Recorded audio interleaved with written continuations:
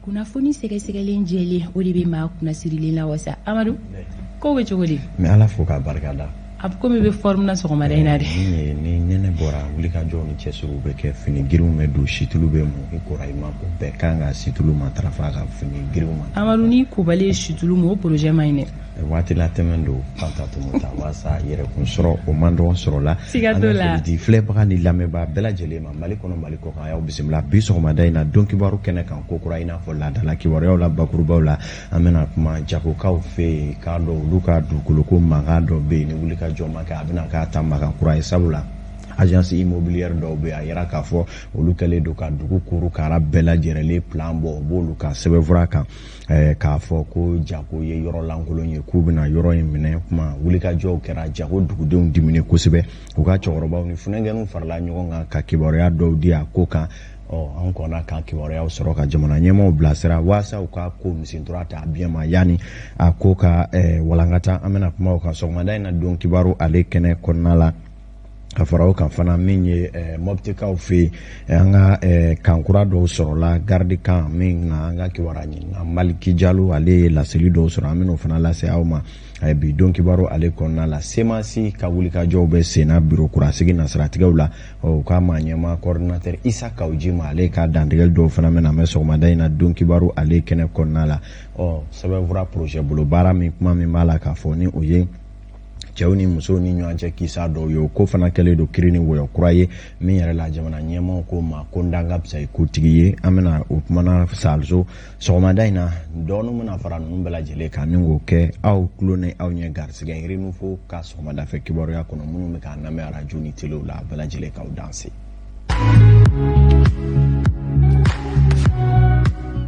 k'a daminɛ Kayi ka tɛmɛ Bamako fɛ Sikaso Kulikoro Segu Mopti Tombouctou Gao Tawdeni Menaka ka munumunu ka na Nyoro di Sahel Joyilakaw fɛ min ye Buguni ani marabolo kura fɛn fɛn bɛ n'u bɛɛ lajɛlen ye Mali marabolow ye ka a duguden bɛɛ fo k'u ko ɲuman dɔ sɔgɔmada in na an ka don kibaru kɛnɛ kan na an y'a fɔ ni gɛlɛya bɛ Mali kɔnɔ gɛlɛya dɔ ye dugukoloko mankan ye ale ye gɛlɛya ye min bɛ yen ni a ko tɛ dan sira la wulikajɔw ni fɛɛrɛw ka kan an bɛ donni minɛ i ko bi dugu min bɛ yen ni o ye jago ye ni ale ye dugu belebeleba ye wa dugu kɔrɔba don sabula an ka ɲiniw na dugu in sigira kabini 1200 i n'a fɔ cɛkɔrɔbaw y'a fɔ cogoya min na nka nin waati laban ninnu na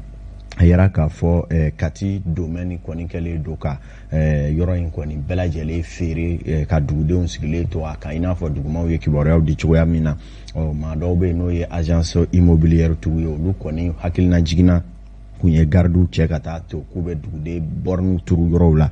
jatew y'a jira k'a fɔ dugu maaw sigiyɔrɔ hali dugutigi ka du ka se i k'a dɔn yɔrɔ minnu bɛ yen n'o ye batokɛ yɔrɔw ye misiriw b'o la l'église ka taa se hali kaburu dɔw ma olu bɛɛ lajɛlen bɛ nin yɔrɔ kofɔta in kɔnɔ wulikajɔw kɛra a la waati tɛmɛnen ninnu na minnu yɛrɛ la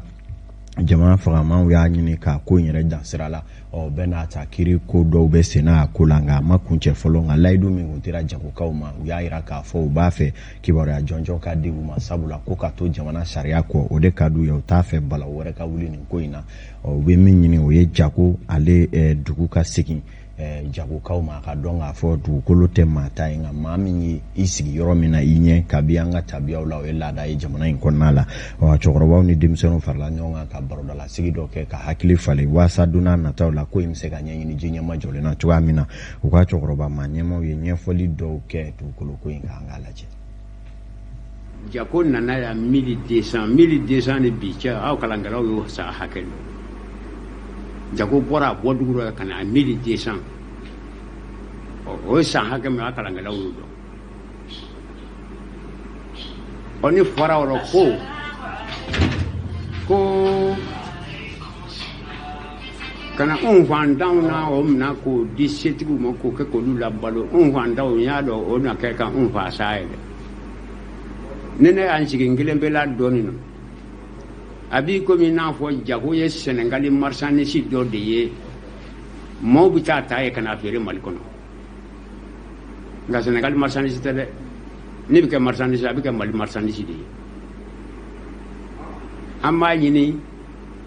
an marabaaw fɛ u k'a lajɛ sa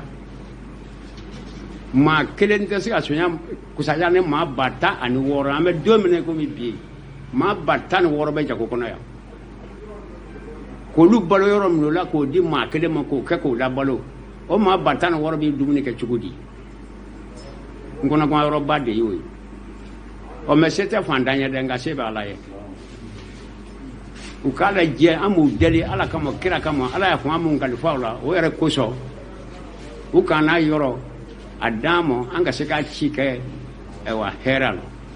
n'o tɛ maa bɛ biri sisan a dilen min ma domaine fɛ nin ye o bɛ taa n'i ye dɛ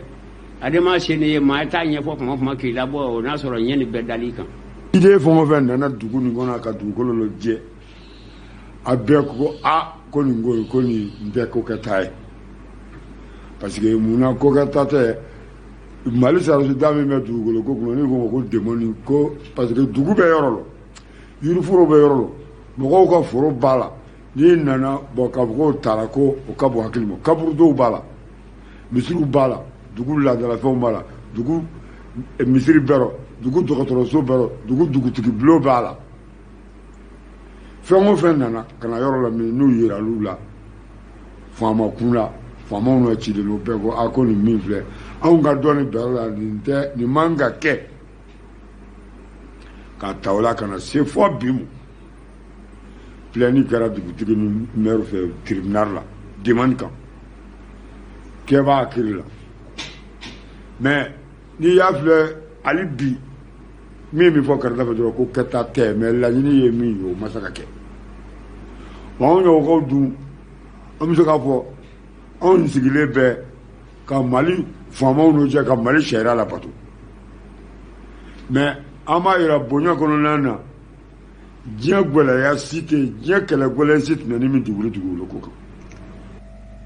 tabarikala min ye jago maabakɔrɔw ka hakilinaw ye funakɛninw olu fana y'a jira k'a fɔ olu bɛ to maabakɔrɔw kɔ ko in na nka u bɛ laɲini min kɛ o ye jamana faamaw k'u jɔ u cɛ jɔyɔrɔ la joona maa nin kelen kana taa jago kuru kara bɛɛ lajɛlen salo nin cogoya in na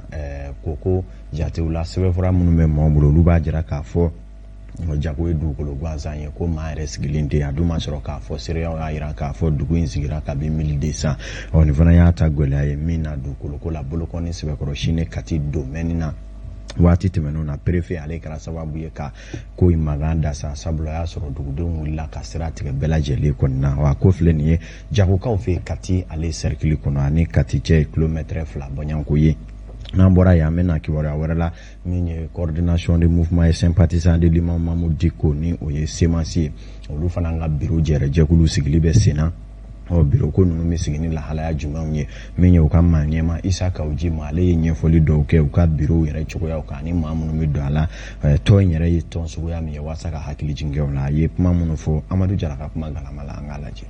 Bureau sigi n'a hakilila min ye maaw de bɛ wuli k'a fɔ u b'a fɛ semasi ka sigi o tuma an b'a sigi cogo n'a sigi kun f'u ye k'a fɔ semasi ye tɔn ye tɔn min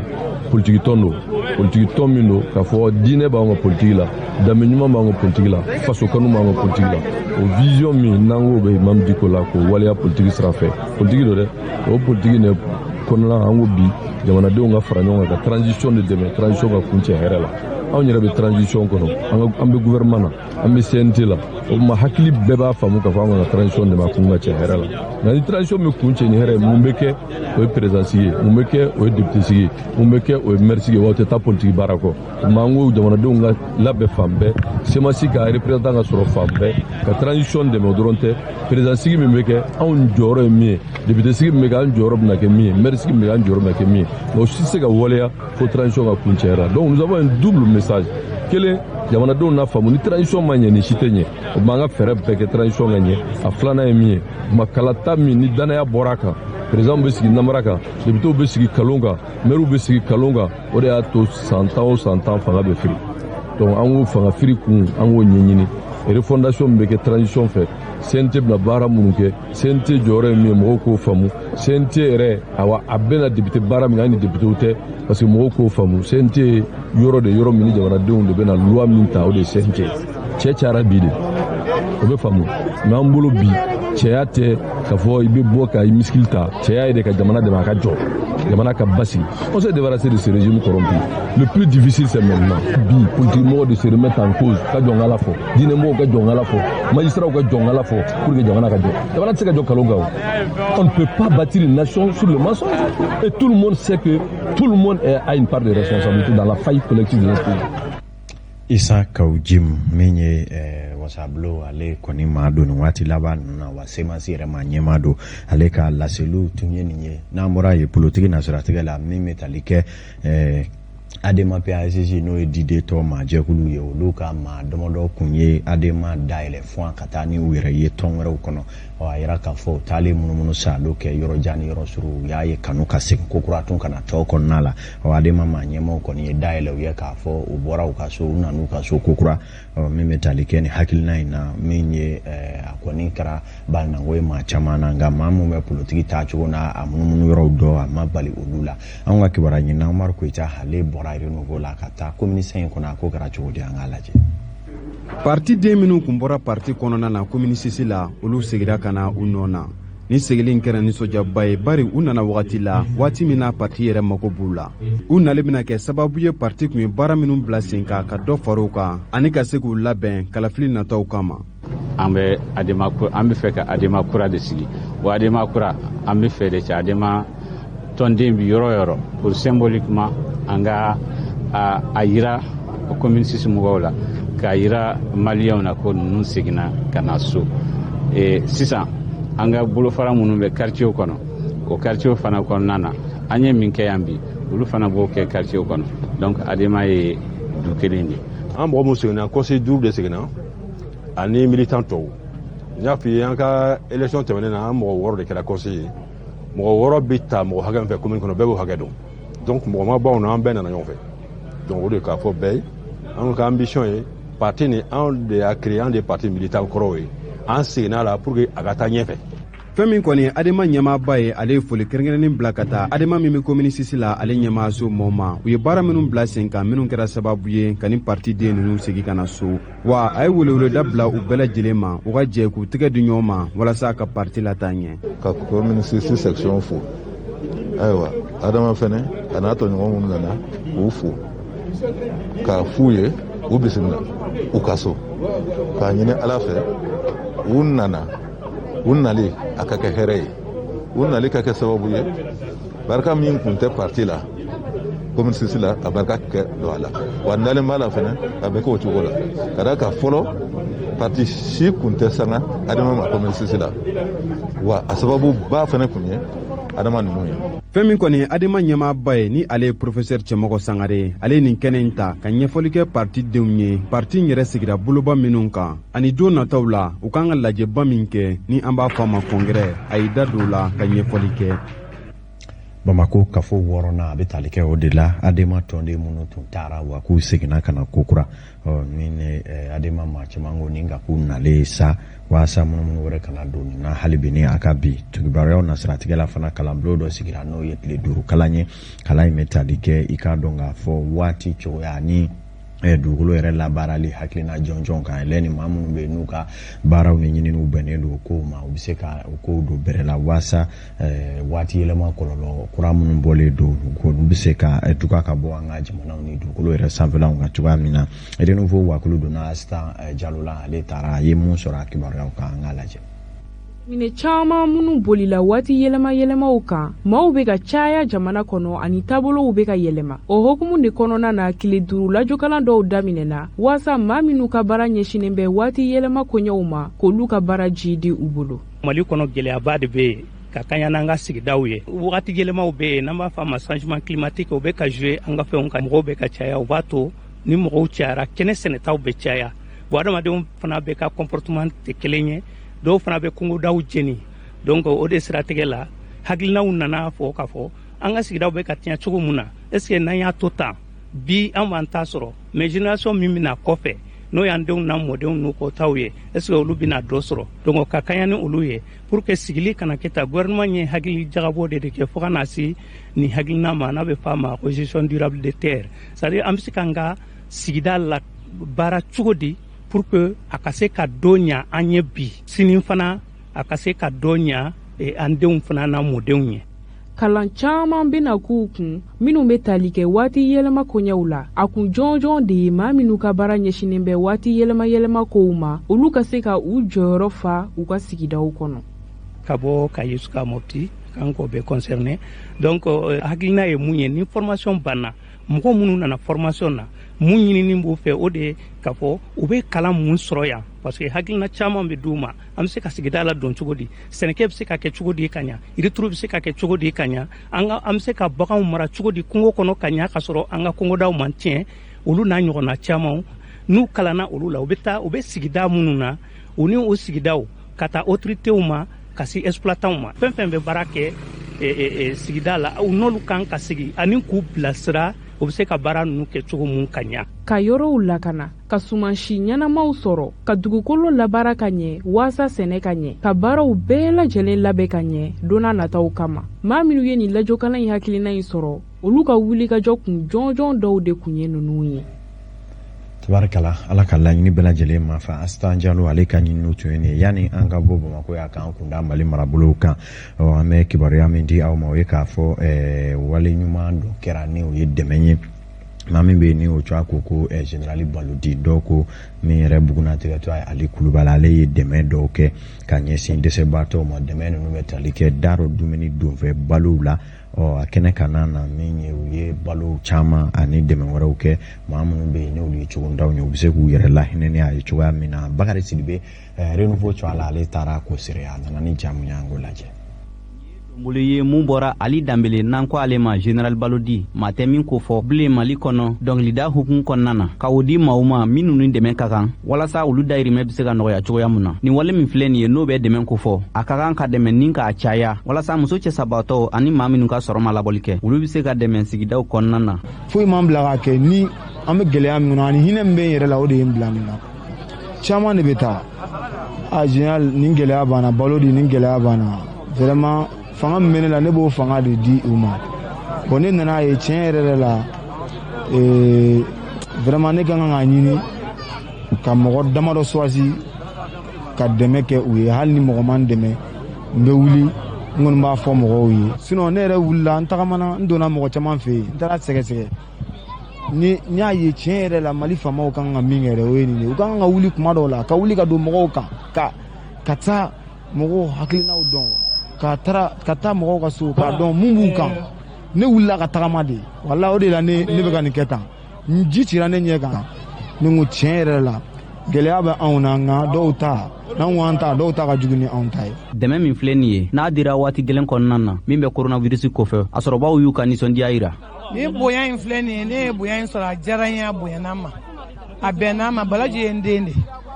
ala y'a ta nafolo min ala ka kɛ sini kɛnɛya ye ka kɛ labanko ɲuman ye aw fɛn fɛn b'a nɔfɛ ala ka ta fanga da aw bɛɛ lajɛlen ma a kɛra an ma ɲagari de ni ko ɲagaribaatɔ ma k'a ka tasuma faga n'a ɲunji m'a faga ɲaji b'a faga aw bɛɛ lajɛlen minnu ma muso furu ala ka muso furu nafolo nɔgɔyaw ye minnu ye muso furu ala k'u n'u musow kanbɛn ka sini kɛnɛya d'u ma nin kɛnɛ in senfɛ jɛkulu min filɛ nin ye n'o ye mouvement de soutien à Général Balodi u y'a yira k'a fɔ u bɛna wale in caya sigidaw kɔnɔna na Bamakɔ district kɔnɔ fo ka taa se Mali yɔrɔ wɛrɛ ma tabarikala ala ka dugawu kɛlenw bɛɛ minɛ kelen yɛrɛ bɛ minnu bolo ala ka fila ko nɔgɔya fila bɛ minnu bolo olu ka sabanan ko ka kɛ tabarikala ye kibaruyaw la saga 40 cɔyi o dafara min ye Renouveau ale kumaba soba kɔnɔ Fanda Tomota nin bɛ dansigi kibaruyaw taku fɔlɔ la yanni an ka labɛn kuraw sabati ka na filɛbaw ni lamɛnbaw bɛɛ lajɛlen bɔ kunbanna Mali ani kibaruya yelekew ta la Amadou mi fo i ka timinandiya la i ni ce kunnafoni sanuman dili la an kanubagaw ma nin b'a to anw bɛ taga Sori Ibrahima Diallo fanfɛla la sɔgɔmada in na yalima tan ka segin bɛ cogo di an ka sirabaw sanfɛla la sirabaw yɛrɛ bɛ lahalaya jumɛn na ani Anazari ye kuma jumɛnw de fɔ bilasiralikanw na sɔɔni dɔrɔn an ka nɛgɛ kɛrɛfɛtigi Fuseni ka yamaruya kɔnɔna la an bɛna wele bila Sori ma.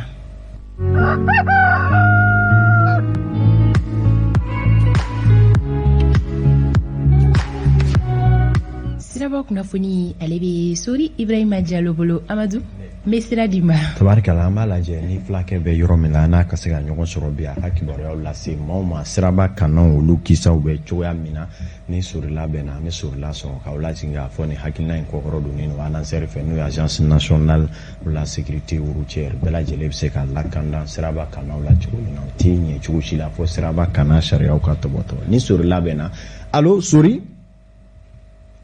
Zori bina lasɔrɔ sɔɔni yanni nɛgɛjuru ka bɔ Renouveau kumaso kɔnɔ ka sirabaw ni Bamako bɔlɔŋɔw bɛɛ lajɛlen la tɛmɛ ka taa Sori lasɔrɔ siraba kanɔw la sɔɔni Sori bina lasɔrɔ anw ka nɛgɛ karafetigiw fɛ n'i y'a sɔrɔ dugu jɛlen tɛ Sori la. Allo